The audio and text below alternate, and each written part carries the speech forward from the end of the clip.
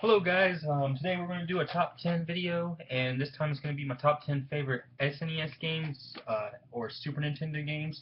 So let's go ahead and get started with number 10. Number 10 is a game that I just got into recently, but it's that good that it makes it on the list, and that is Breath of Fire. Breath of Fire is an RPG made by Capcom, and I think it was published by Squaresoft. It has Squaresoft, on the label there, but it was actually made by Capcom. It was one of their first RPGs, probably their first RPG ever made, and it was really good. I'm a pretty big RPG fan, but this one was really fun because what I like about it is I'm not a huge fan of the random battles in RPGs. Most of my favorite RPGs are I don't know what they're called exactly, but more action. I guess it's action RPG. I think that's what they are. Um, but I'm not a big fan of the whole uh, turn-based. But this one does it very well because everything goes really, really fast. Like if you're making a Let's Play, for example, you wouldn't probably have to delete the or edit the stuff out of these because the random battles out of them because it goes so fast, and that's what I kind of like about it. Unlike other games like Final Fantasy, where it usually drags on a little, but Breath of Fire, is a really fun game. It's really long, but it's still really fun. Number 9 is ActRaiser. This was a game made by Enix, a gaming company that made the Dragon Quest series. That's what they're most famous for.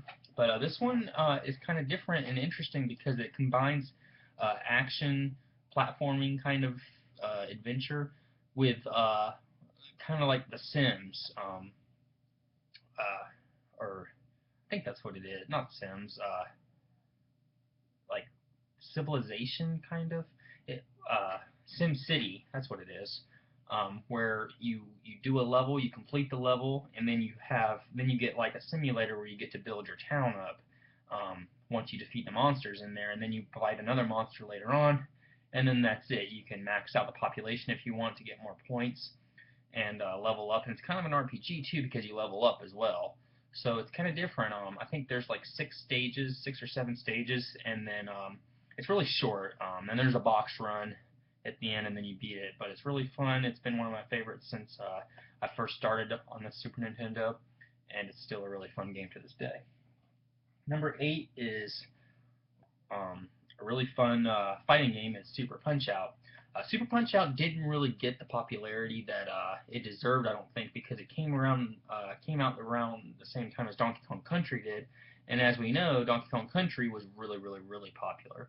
But Super Punch Out was a really good game too. I kind of remember going in and seeing my uncle play this, and it looked really, really hard. Also, it looked really fun, but because I was a huge fan of the Punch Out on the NES, Mike Tyson's Punch Out.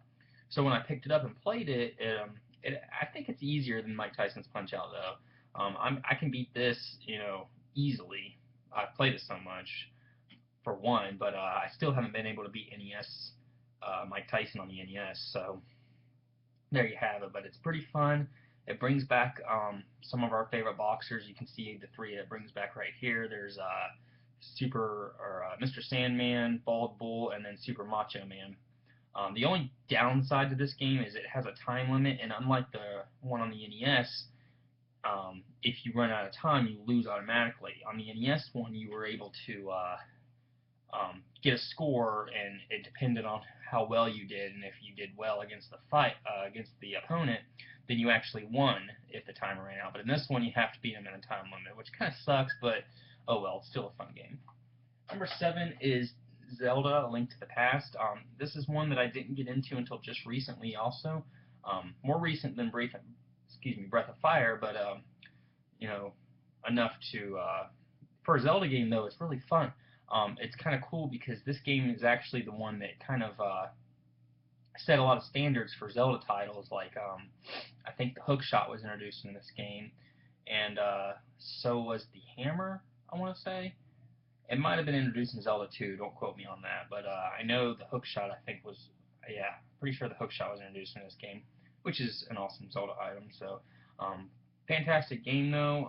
It was a big improvement over the first two because you were able to move diagonal, and you were able to the movement was fixed, and the difficulty curve from Zelda 2 was fixed, and it was just a huge open world, just like the original. Only I think it was better than the original.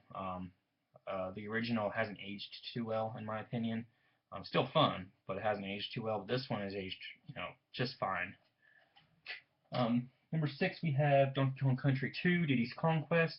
Amazing, amazing, amazing platformer, but very, very hard. That's why it's so kind of lower list than I'd like to have it. I'd like to have it higher, but the difficulty at the end couldn't allow it to be past the top 5. But really cool. I don't know exactly how I feel about them not having Donkey Kong in this game. I do like Diddy Kong, and I did like Dixie Kong, but with no Donkey Kong, it kind of sucked a little bit. I like Donkey Kong a lot, but it doesn't. It's still a great game. It was a fun platformer, um, from 2D platformer, and there was a ton of collectibles in this one. That's one improvement it had over the original. Is there was a ton of collectibles, like all the coins you can get used to buy stuff. The DK coins, I think, which kind of helped your 100%, and then there was the coins you get from the bonus stages, which lets you go to a secret stage or a secret world map rather, which was really cool. But this is a really fun game. Number 5 is an RPG, an action RPG with great music, and that's Secret of Mana. Secret of Mana is actually a sequel to a series in Japan. I can't pronounce it. I'm not even going to try because it'll probably ruin everyone's life if I try to. But it is a sequel to a game series in Japan. But in the Secret of Mana series, I think that's how it is. But this is the first because there's actually a Secret of Mana 2. But this is so fun. This was the first RPG I ever played, and there's just so many bosses. The music is really, really good. Probably the best music on the Super Nintendo, and the characters are likable. The magic system's really cool and clever, and I really like the action ring system. Um, so it's just a really fun RPG, and it's not turn-based, so that's another thing I like. What I kind of like also about it is you're able to level up not only your character, but your weapons as well, and also your magic spells. Unlike Final Fantasy games, well, some Final Fantasy games you can, but most of the Final Fantasy games you can't level up like your weapons and your magic, and I kind of like that how they included all that extra stuff in it as well. Plus the bosses in here are really intimidating and really cool. Number 4 is the original Donkey Kong Country. This game pretty much made uh, 2D or platformers my favorite game series because when I first saw the graphics, I thought it was a 3D game, and I thought that was pretty cool how they pulled that off. But then it's not really a 3D game. It just looks 3D because there's all the backgrounds stuff. And this was Rare's first huge hit, I think. I know they had some hits back in the day like Jetpack and stuff, but this was their first real big hit, and this is what pretty much made Nintendo them the second party developer for Nintendo, meaning that they could only develop for Nintendo systems. Of course, until Microsoft bought them out and they started on Xbox, but this was the first one, and I think this kind of introduced the whole 100%ing thing, and a lot of platformers now. You could go through it and then you can go through it again and get 100%. And this is, I think, what kind of started that because there's a ton of extra stuff you can do, like the bonus stages and stuff like that. And there's just so much extra stuff you could do in this game, and it made it really cool that you were able to pull that stuff off if you were able to. It's really hard. All the Donkey Kong games are really hard. This one I think is a little easier than the second one. Uh, the second one might be a better game in general, but my personal preference, this one's better just because the difficulty's not as bad and just nostalgia, I guess. Um, but all in all, and I love that Donkey Kong's in this game. This is the only time Donkey Kong's in the Super Nintendo Donkey Kong Country games. As a playable character, of course. He's in the others, but you have to rescue him. So there you have it. Number 3 is Super Metroid. This is I'm not huge into the Metroid series. I'm not a huge fan of Metroid Prime. I'm not a huge fan of the original Metroid on the NES. But this one is an exception because this was just a fantastic game. It was kind of like Zelda in a way, where it was a huge world you had to explore. There were secrets everywhere. The only downside is there's a lot of backtracking, but in this world, it I mean, it's not really a big deal because the world's so fun to explore, in my opinion. And also, the atmosphere is real creepy in this game. The bosses. Don't even get me started because the build up to get to the boss, that music that builds up, da da da da da da da, it's really cool because it makes it kind of intimidating. The bosses that more intimidating. The bosses in this game are kind of hard. Some of them anyway. Like Fantoon, I always had trouble with Fantoon and Ridley. Ridley was pretty hard too. But all in all, this is a really fun game, and I could beat it. I love another thing. It's kind of like a platformer because you can 100% it. I guess it's more of an action adventure game, kind of like Zelda, only with shooting. Being able to shoot your enemies instead of hit them with a sword. And also, this is a great game for speed runs because at the end you get a score based on your how fast you completed the game. So that's pretty cool too. Number two is the first video game that I ever played, Super Mario World. Super Mario World introduced a lot of things to the Mario series. It introduced Yoshi for one. You were able to use Yoshi, and it introduced levels like let's say for example Super Mario Brothers 3. It had the whole world map and it had the levels you can go to. But Super Mario World had all that, but it also had secret levels you could go to. Like if you completed a level and you found the secret passageway in the level, you actually went in a different direction. You could take shortcuts, and that's how the 100% mark came in this game. If you completed all the levels and found all the secret levels, did the Star Road, did all the secret stages, that's how you got 100% in this game. And going back now, I just play it for nostalgia, but this is one Mario game that I could play now and again, and that's why it's number two on my list. Probably my favorite Mario game, I'm not sure, but it's really fun. It's definitely the best Mario game on the Super Nintendo, and that's all I really got to say about it.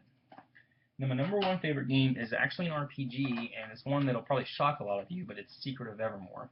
No, this is not a sequel to Secret of Mana. It's made by the same company, Squaresoft, but it's the same concept. It has the ring system. It has where you can level up your magic, your weapons, your character.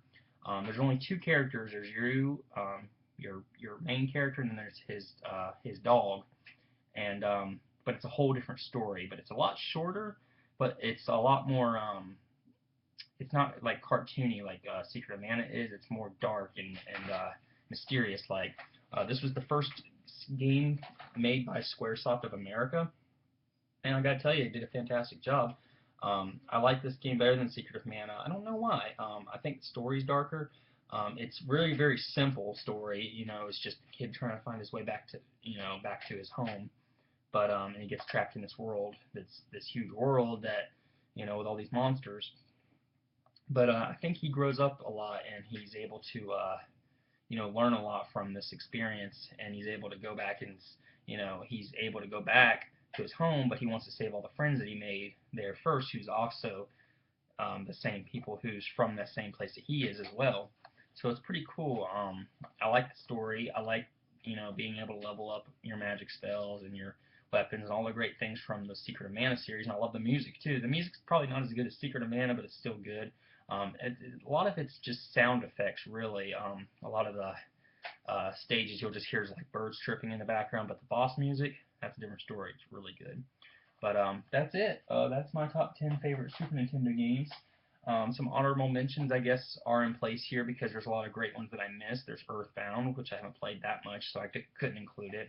There's Chrono Trigger. There's Final Fantasy IV and Final Fantasy VI, which I haven't played that much either.